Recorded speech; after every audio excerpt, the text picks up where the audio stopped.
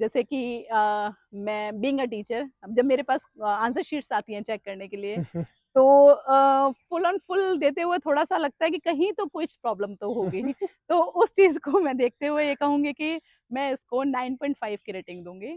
जय श्री राम भाइयों। तो भाई आज की डेट में जब मिनी एसयूवी और एसयूवी का क्रेज है पूरे मार्केट में, तो कुछ सिडान्स गाड़ियां आज भी ऐसी हैं जो रोड पे दिखना शुरू हो गई हैं, उनका क्रेज वापस आने लग गया है।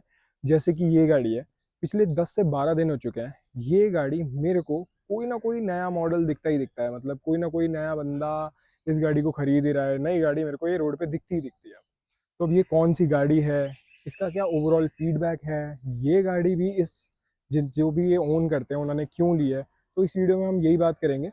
इस गाड़ी के बारे में समझेंगे क्यों इस एसयूवी और मिनी एसयूवी के क्रेज के टाइम पे इन्होंने ये सेडान गाड़ी ली है और उनका क्या फीडबैक है। तो गाइज आज हमारे साथ हैं स्कोडा स्लाविया, जो कि है बेस मॉडल क्लासिक वेरिएंट है, उसके ओनर जिनका नाम है विनीता जी। तो Vinita ma'am, welcome to our YouTube family first of thank all. You, thank you.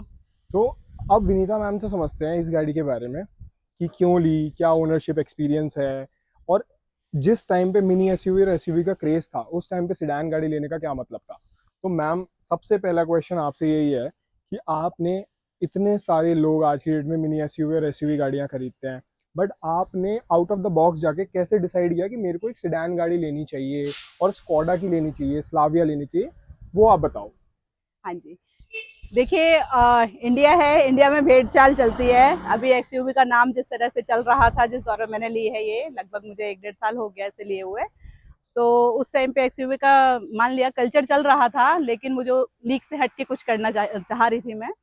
तो मुझे ये स्कोडा के बारे में मैंने काफ़ी रिव्यूज़ वगैरह पढ़े थे। हालाँकि इससे पहले मैंने स्कॉर्पियो एन बुक करा दी थी।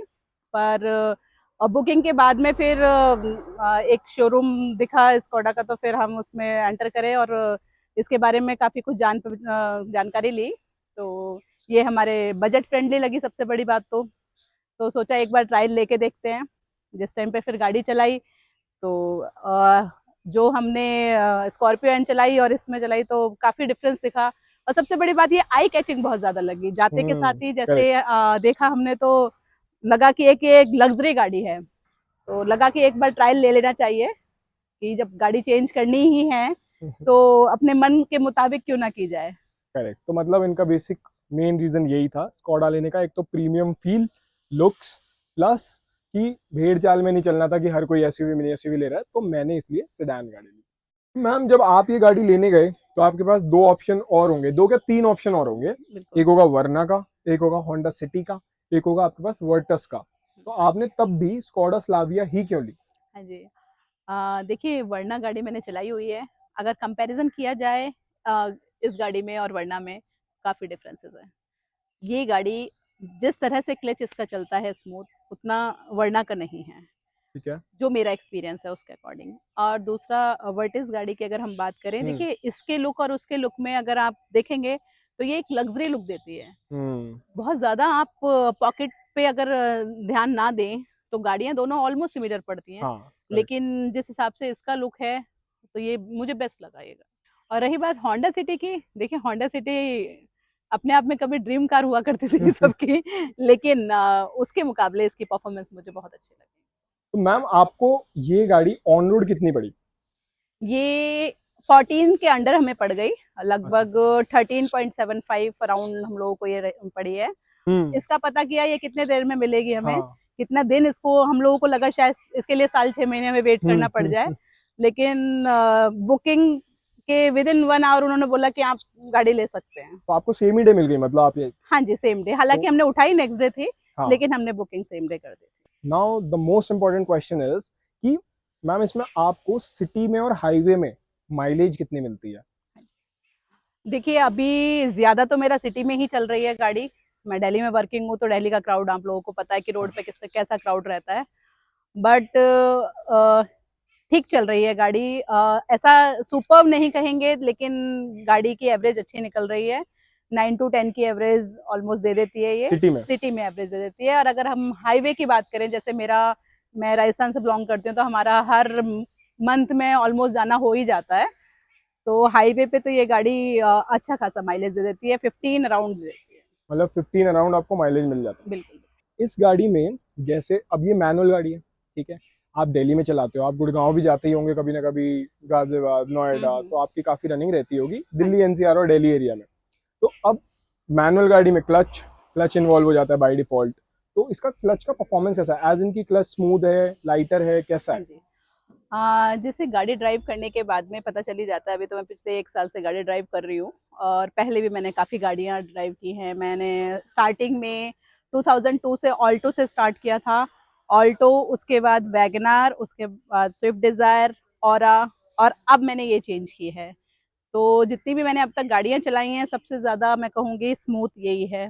सबसे ज़्यादा जिसे कहेंगे रनिंग के लिए, अगर आप ड्राइविंग को जिसका बहुत ज़्यादा रहता है, रेगुलर बेसिस पे रहता है, उसके लिए ये गाड़ी बेस्ट है। इससे थकावट नहीं होती सबसे बड़ी बात, क्योंकि जो क्लच है वो बहुत स्मूथ है। स्टीयरिंग है वो भी आप बहुत फ्लेक्सिबल है और बहुत अच्छे से मूवमेंट है इसकी, कहीं भी कुछ भी रुकावट नहीं है। इस गाड़ी का आप कंफर्ट लेवल में इसको कैसे डिफाइन करोगे? मतलब कंफर्टेबल है एज कम्पेयर टू जो भी आपने आजकल गाड़ियां ड्राइव करी हैं, या जो भी नज़र में थी, जो भी आपने टेस्ट ड्राइव ली, उसके कंपैरिजन में कंफर्ट लेवल कैसा है इसका? कंफर्ट लेवल का देखिए ऐसा है कि ड्राइवर को जनरली ड्राइविंग सीट का ही ज़्यादा एक्सपीरियंस रहता है। तो मैं जैसे ड्राइव करती हूँ इस गाड़ी को, तो ड्राइविंग सीट पे बेस्ट कंफर्ट जोन में हूँ मैं, और कोई थकावट नहीं होती। लगातार मैं 3 से 4 घंटे इस गाड़ी को ड्राइव करती हूँ, तो मुझे ऐसा नहीं लगता कि मुझे गाड़ी रोकनी चाहिए, कहीं कहीं आराम करना चाहिए, या मेरे बैक पेन है या पैरों में दर्द हो रहा है, इस तरह का कोई गाड़ी ड्राइव करने के बाद वाली थकावट कभी नहीं महसूस हुई मुझे। ऑल्सो इस गाड़ी का जैसे इंफोटेनमेंट सिस्टम है, स्क्रीन है, टच पैनल है, और इसके अंदर म्यूजिक सिस्टम भी जो लगा हुआ है, उसका क्या फीडबैक है? आपको आज तक कुछ भी इशू आया है इन चीज़ों से रिलेटेड? नहीं, ऐसा कोई इशू नहीं आया है। बहुत अच्छे से, जैसे अब मैं डाटा केबल से अपना फ़ोन वगैरह कनेक्ट कर लेती हूँ, ब्लूटूथ से कनेक्ट कर लेती हूँ। तो कॉलिंग में भी सामने वाले कभी किसी ने प्रॉब्लम ज़ाहिर नहीं करी कि आवाज़ नहीं आ रही है या मुझे आवाज़ नहीं आ रही है उनकी। मतलब माइक, आपका गाड़ी माइक का माइक भी सही है? अच्छे से वर्क करता है। और और जो टच पैनल है उसमें टच कभी लैग हुई, स्क्रीन अटक गई हो नहीं, नहीं, कभी, कुछ कभी नहीं, ऐसा? कभी नहीं, अभी तक तो नहीं। अभी तक अभी कभी कुछ गाड़ी ऐसा? बहुत पुरानी नहीं है, 1 सवा साल ही हुआ है, तो अभी तक तो मुझे नहीं कभी फ़ील हुआ इस तरह से प्रॉब्लम। एक सवा साल में इन्होंने 20,000 किलोमीटर्स गाड़ी ऑलरेडी ड्राइव कर ली है, ठीक है।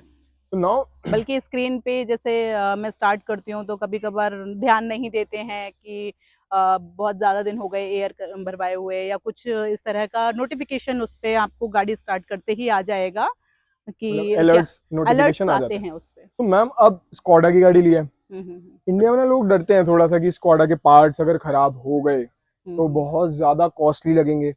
दूसरी चीज उनको ये डर लगता है कि मैं स्कॉडा की गाड़ी ले तो लूँ, परफॉर्मेंस बहुत अच्छी मिल जाएगी, मतलब बहुत फन टू ड्राइव कार है ना, बहुत इंजॉय करेंगे वो इस गाड़ी को, बट उनको डर लगता है कहीं ना कहीं कि वो जेब खाली ना हो जाए, कि आफ्टर सेल सर्विस में, सर्विस कॉस्ट में बहुत ज्यादा हाई सर्विस कॉस्ट ना पे करनी पड़े, तो कहीं वो हेडेक ना बन जाए। तो अब आप ये बताओ, आपने इस गाड़ी की मेजर सर्विस करवाई है, जी। आपकी क्या कॉस्टिंग आई? हाँ जी, 8 टू 10,000 रुपीज़ मेरा आया है, और जिसमें कि लेबर चार्जेस नहीं होते हैं, कंपनी पे करती है उसको। फर्स्ट सर्विस ही हुई है इसकी। और इसमें एक थोड़ा मेरे को ये शीशा चेंज करवाना पड़ा, क्योंकि जैसे मैं स्कूल में हूँ तो छोटे बच्चे होते हैं, किसी ने जोर से पत्थर से इसको स्क्रैच मार दिया था, तो मैंने ये शीशा चेंज करवाया था इसका। तो वो शीशा ज़रूर। चेंज करवाने के बाद आपको 8 से 9 हज़ार रुपए की कॉस्ट आई? हाँ जी, हाँ जी। अच्छा। और इसमें लेबर चार्जेस तो होंगे ही नहीं लेबर इंक्लूड? चार्ज इंक्लूड नहीं है तो इसमें। मतलब initially if we talk about this, कि लेबर चार्जेस भी अगर इंक्लूड हो जाएंगे तो 10-11 हज़ार रुपए की ऑन एन एवरेज आपको सर्विस कॉस्ट आने वाली है इस गाड़ी में, स्कॉडा की गाड़ी में, जर्मन गाड़ी में, जिसमें इतना ज़्यादा पंची इंजन आपको मिल रहा है। ऑल्सो इस गाड़ी में आपने कुछ फेस किया कि कोई ग्लिच, कोई इशू पार्ट्स में, टेक्निकल कुछ भी इशूज आपने फेस करे इस गाड़ी में आज तक? नहीं, अभी तक कोई ऐसा प्रॉब्लम मैंने फेस नहीं किया।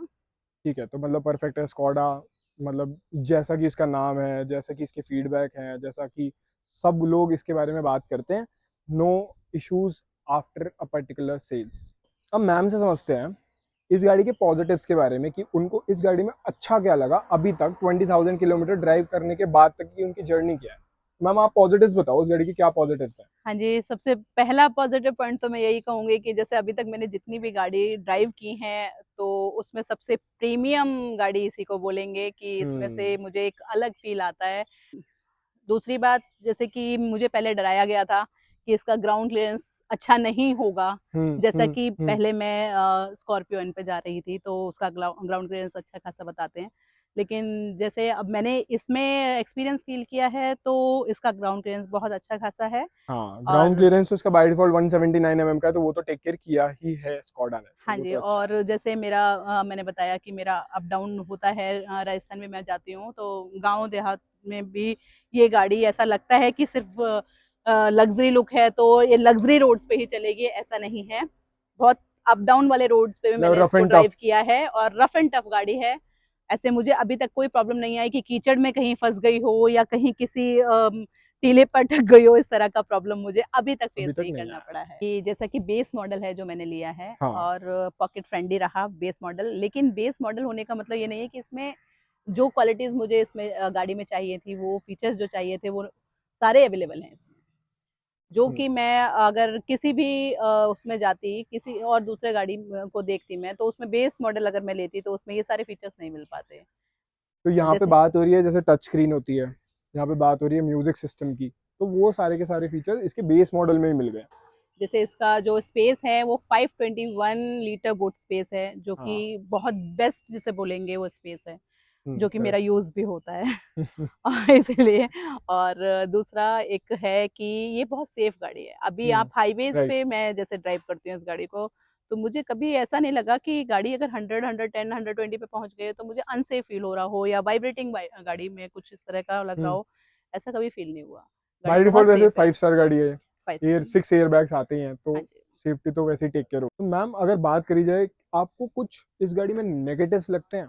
कुछ भी नेगेटिव्स आज तक आपको लगे हैं इस गाड़ी में? देखिए अपनी चीज ना, उसके नेगेटिव पॉइंट्स बहुत ज्यादा नहीं दिखते हैं। और सही बात है। अब मैं इस गाड़ी से इतनी अटैच हो चुकी हूँ कि मुझे तो इसमें बहुत नेगेटिव कभी कुछ नहीं दिखा है।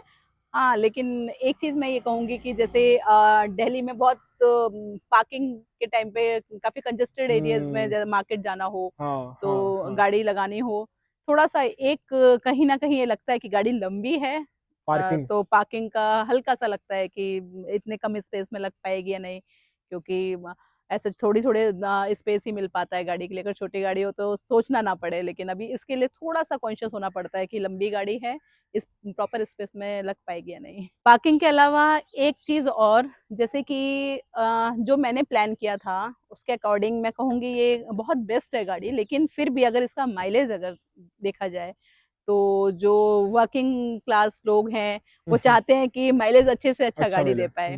तो मैंने जैसे बताया था कि 9 to 10 का एवरेज ये गाड़ी देती है।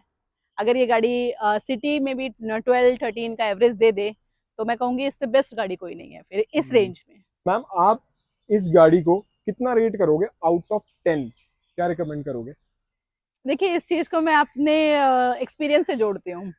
जैसे कि मैं बीइंग अ टीचर, अब जब मेरे पास आंसर शीट्स आती हैं चेक करने के लिए, तो फुल ऑन फुल देते हुए थोड़ा-सा लगता है कि कहीं तो कुछ प्रॉब्लम तो होगी। तो उस चीज़ को मैं देखते हुए ये कहूँगी कि मैं इसको 9.5 की रेटिंग दूँगी, कि बस थोड़ा-सा जो पार्किंग का और माइलेज का इश्यू बताया उसके जस्ट बिकॉज 0.5 ऑफ दैट। अगर हम डिडक्ट कर लें तो कोई बुराई नहीं है। बाकी गाड़ी मेरी तरफ से बेस्ट गाड़ी है और मुझे तो ये बहुत अच्छी लगती है अपनी गाड़ी। तो गाइस, कंक्लूडिंग दिस, इस गाड़ी में फर्स्ट ऑफ ऑल स्कॉडा की गाड़ी है, परफॉर्मेंस में नो डाउट, सेफ्टी में 5 star rating, 6 air bags, third thing इसका ग्राउंड क्लियरेंस, आप बोलते हो सिडान गाड़ी, सब कुछ sorted, features all sorted. Base model में आपको आपके basic features, required features easily मिल जाएंगे। After sale service point of view से बात करें, कोई ग्लिच नहीं, कोई इशू नहीं, सब कुछ सॉर्टेड। तो गाड़ी तो एक फुल पैकेज है आपके लिए, कोई दिक्कत नहीं है। आपको लेनी है गाड़ी, आप इजीली ले सकते हो। ओनरशिप रिव्यू आपके सामने था, आपको भी नीता मैम ने बताई सारी की सारी बातें, अपना एक्सपीरियंस।